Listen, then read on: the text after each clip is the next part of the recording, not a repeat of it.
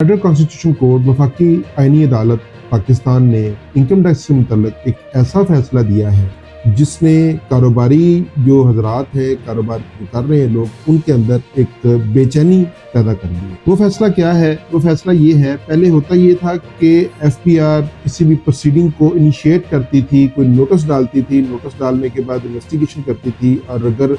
उसके अंदर उन्हें कोई तसल्ली नहीं होती थी या वो बंदा अगर फर्ज किया वो पेश ही नहीं होता था, उसके ऊपर कार्रवाई की जाती थी, या किसी नॉन फाइलर के ऊपर, या वो बंदे उनमें से कौन से थे जिनके ऊपर इन्वेस्टिगेशन की जाती थी, प्रोसीडिंग स्टार्ट की जाती थी। उनमें से वो लोग थे जिन्होंने अपनी सेल्स कम शो की है, जिन्होंने अपनी इनकम कम शो की है, अखराजात बहुत ज्यादा किए हैं, जिनका लाइफस्टाइल जो है उनकी इनकम के साथ मैच नहीं कर रहा, या जिन्होंने फेक फ्लाइंग इनवाइसेस अगर किसी से खरीदनी है, या कोई अगर नॉन फाइलर है, या जिसका बिजनेस का जो सेटअप है उसके साथ उसका जो बैंक है वो मैच नहीं कर रहा, या किसी की जो बैंक ट्रांजैक्शंस हैं वो इतनी ज़्यादा हैं जो कि उसके कारोबार से उन्हें लगता है कि ये ठीक नहीं है, या अगर उन्होंने टैक्स चोरी की है तो उसके खिलाफ प्रोसीडिंग इनिशिएट की जाती थी, उसको नोटिस डाले जाते थे। तो अब जो एक नया फैसला आया है जिसने एक बेचैनी पैदा कर दी है पूरे सिस्टम में, कारोबारी हजरात के सिस्टम में एक बेचैनी पैदा कर दी है, वो ये है, फेडरल कॉन्स्टिट्यूशन कोर्ट है, उन्होंने ये फैसला दिया कि अब बिना नोटिस के एफपीआर के जो काम है वो किसी भी कारोबारी मरकज पर छापा मार सकते हैं किसी भी वक्त। हम आपको इसके बारे में तफसीलात बताएंगे कि वो जो रेड है वो कैसे हो सकता है, उसके अंदर वो क्या कर सकते हैं, और उसके अंदर जो आपकी रिस्पॉन्सिबिलिटीज है वो आप लोगों ने, कारोबारी हजरात ने, वो क्या आपने पूरी करनी है, और उसको चेक कैसे करना है, और उसके अंदर जो आपके हकूक हैं उनको आपने कैसे सफर नहीं होने देना ना।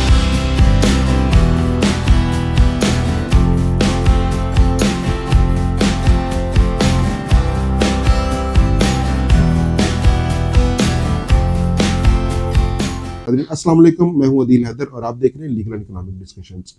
नाज़रीन, सेक्शन 175 के मुताल्लिक फेडरल जो कॉन्स्टिट्यूशन कोर्ट है उसने एक ऐसा फैसला दिया जिसने जो कारोबारी हजरात हैं उनके अंदर एक बड़ी बेचैनी पैदा की। नाज़रीन, ये बड़ी एक दिलचस्प सी सूरत हाल पैदा हो गई है, क्योंकि एफबीआर जो है वो आए रोज कोई ना कोई ऐसे जो कवानीन है या कोई ऐसे जो मामलात हैं वो मुतारफ़ करवा रहा है जिससे कारोबारी हजरात के अंदर बेचैनी बढ़ रही है। और अब ये फैसला जो आया है, इसने भी पहले एक फैसला 4C का आया जो सुपर टैक्स का था, उसने भी काफ़ी बेचैनी क्रिएट की, और उसके ऊपर पार्शल जो है वो एफबीआर ने रिकवरी भी की। और अब ये जो फैसला आया है इसने भी एक कारोबारी जो दुनिया है उसके अंदर एक बेचैनी पैदा कर दी है। अब जो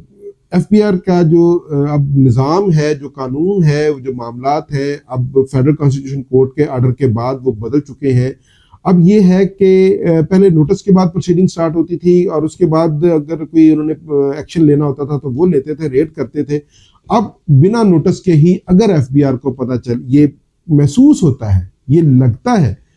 कि जी अगर एक कोई बंदा है उसने टैक्स चोरी किया है, उसने अपनी सेल्स को कम शो किया है, वो सेल्स टैक्स में रजिस्टर होने के जो है वो एलिजिबल है, वो रजिस्टर नहीं हो रहा, और अगर वो पीओएस लगवाने का एलिजिबल है और उसने पीओएस नहीं लगवाया, या अगर उसने फेक एंड फ्लाइंग इनवॉइसेस ली हैं, या अगर उसके बैंक अकाउंट में एबनॉर्मल ट्रांजैक्शंस हो रही हैं, या उसकी कोई सेल परचेज जो है वो उसके जो मामलात हैं वो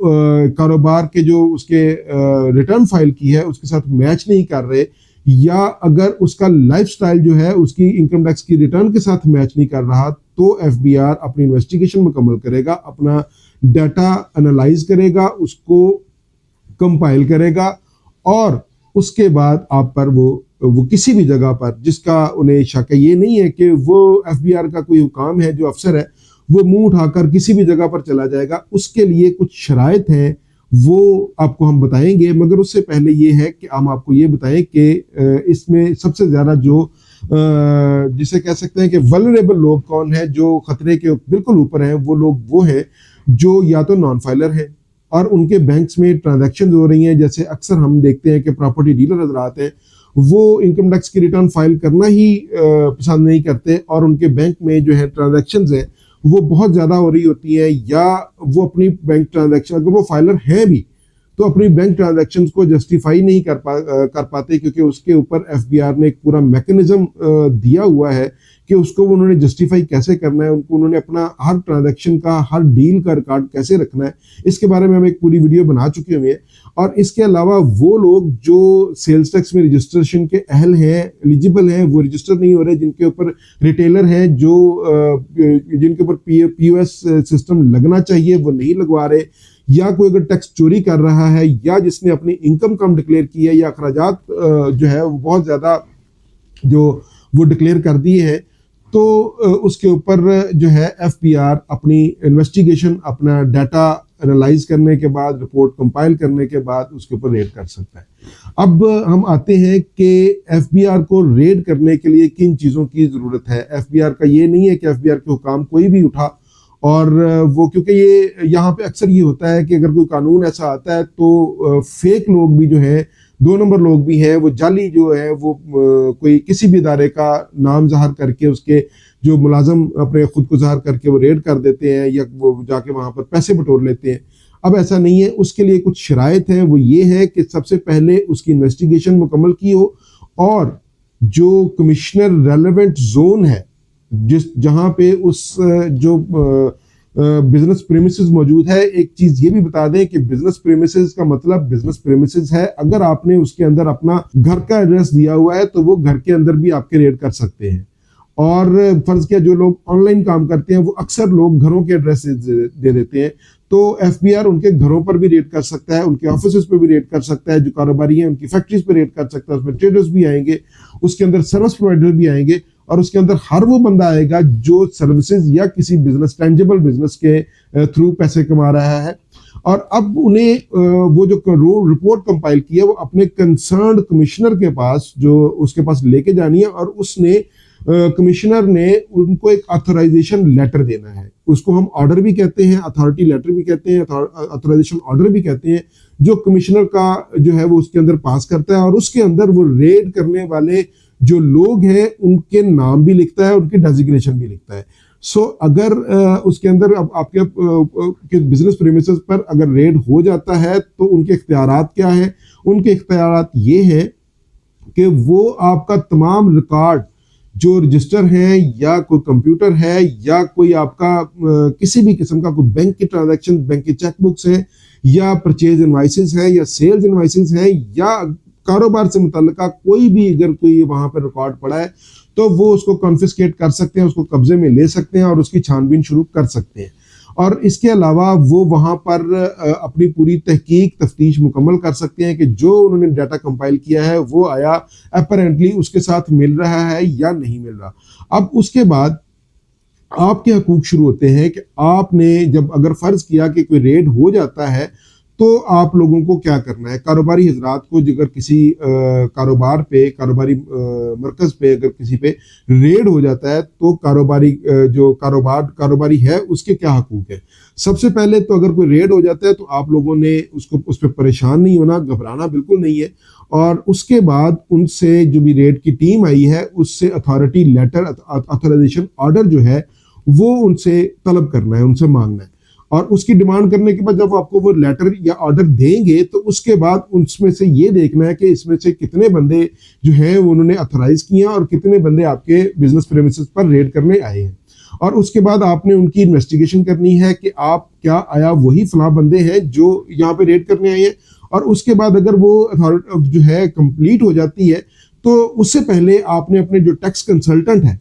आपने उसको कॉल करनी है ताकि वो जो भी चीज़ें हैं वो वहाँ पर आए, या उसको जिस तरीके से भी वो उसको देख सकता है वो देखे। और क्योंकि आपका टैक्स कंसल्टेंट जो है वही आपको इस चीज़ के बारे में बेहतर राय दे सकता है कि इस सूरत हाल में क्या करना चाहिए। और उसके बाद वो जो भी रिकॉर्ड बनाएंगे उसके ऊपर उन्हें लाजम है कि उसकी लिस्ट बनाएंगे। लिस्ट बनाने के बाद आपने विजिलेंट रहना है, आंखें खोल के रखनी है कि वो लिस्ट के अंदर क्या क्या डॉक्यूमेंट, क्या क्या रजिस्टर जो आपका उठाया गया है वहां से उसको वो एंटर करते हैं। और उसको एंटर करने के बाद जब वो आप पर उसके ऊपर उनके सिग्नेचर्स लेने जरूरी हैं। मतलब आप वो जो लिस्ट बनाएंगे कि हम ये रिकॉर्ड जो है ना वो कब्जे में ले रहे हैं इस बिजनेस प्रीमिसेस से, इतने बजे, टाइम और डेट उसके ऊपर मेंशन की होती है। तो आपने ये देखना है कि जो उस लिस्ट के ऊपर चीजें लिखी हुई हैं कि आया वही चीजें हैं, कुछ उन्होंने ज्यादा तो नहीं लिख ली, कुछ उन्होंने कम तो नहीं लिख ली। अगर उन्होंने कम या ज्यादा लिखी है तो आपने उसके ऊपर अपने तहफ़्फ़ुज़ात का इजहार करना है और फिर उस लिस्ट को चेक करने के बाद जो है उसके ऊपर सिग्नेचर करने हैं। वो रिकॉर्ड ले जाने के अथोराइज्ड हैं और वो रिकॉर्ड ले जा सकते हैं। उसके अंदर आपके कंप्यूटर शामिल है, उसके अंदर आपके रजिस्टर शामिल है, उसके अंदर आपके लेजर शामिल है, उसके अंदर आपके इनवाइसेस शामिल है, उसके अंदर अगर आपके वाउचर्स शामिल हैं, उसके अंदर अगर आपके कोई बिजनेस से रिलेटेड अगर कोई बैंक की चेकबुक पड़ी है वो भी ले जाने के वो अथोराइज है। कर्जे के वो बिजनेस से रिलेटेड तमाम चीजें वो ले जाने के अथोराइज्ड है। और अगर आपके पर्सनल मोबाइल से कोई बिजनेस की ट्रांजैक्शन हो रही है या कोई बिजनेस की डीलिंग हो रही है तो वो उसे भी कॉन्फिस्केट करने के अथोराइज्ड है। अब इसके बाद जो है एक पैनिक क्रिएट हुआ है लोग, क्योंकि हमें लोग फोन करते हैं कि ये क्या है, क्या आया, ये रेड कैसे होगा। इसके ऊपर जो है वो एक वीडियो बनाना इंतहाई ज़रूरी थी, क्योंकि इस वक्त जो कारोबारी हज़रात हैं वो एक खौफ के आलम है और इसके ऊपर आपको करना क्या चाहिए। ये सबसे अहम और सबसे ज़रूरी बात है कि इसके ऊपर आपको करना क्या चाहिए। आपको ये करना चाहिए कि अपने जो नॉन फाइलर्स हैं, जो बैंक ट्रांजेक्शंस होती हैं वो फौरी तौर पर फाइलर हों, और उसके बाद जिनको पीओएस लगने के लिए जो एलिजिबल लोग हैं वो फौरी तौर पर अपने बिजनेस प्रीमिसेस के ऊपर जो रिटेलर उनकी शॉप है उसके ऊपर अपना पीओएस लगवाएं। सेल्स टैक्स में जो रजिस्ट्रेशन होने करने वाले लोग हैं जो एलिजिबल हैं वो अपनी सेल्स टैक्स में रजिस्ट्रेशन करवाएं। और अगर कोई बंदा फेक फ्लाइंग इनवाइस खरीद रहा है तो फौरी तौर पर उसको ख़त्म करें, और जो पिछली खरीदी जा चुकी हैं उसके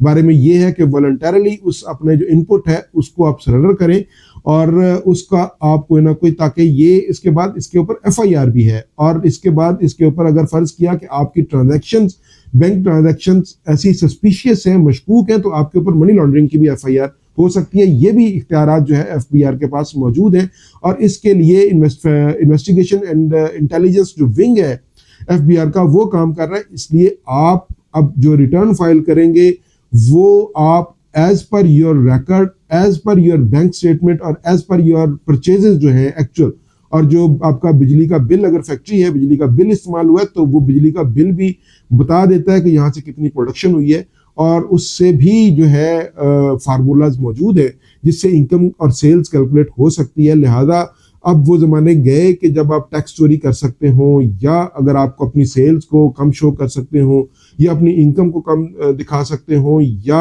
अगर आप बिना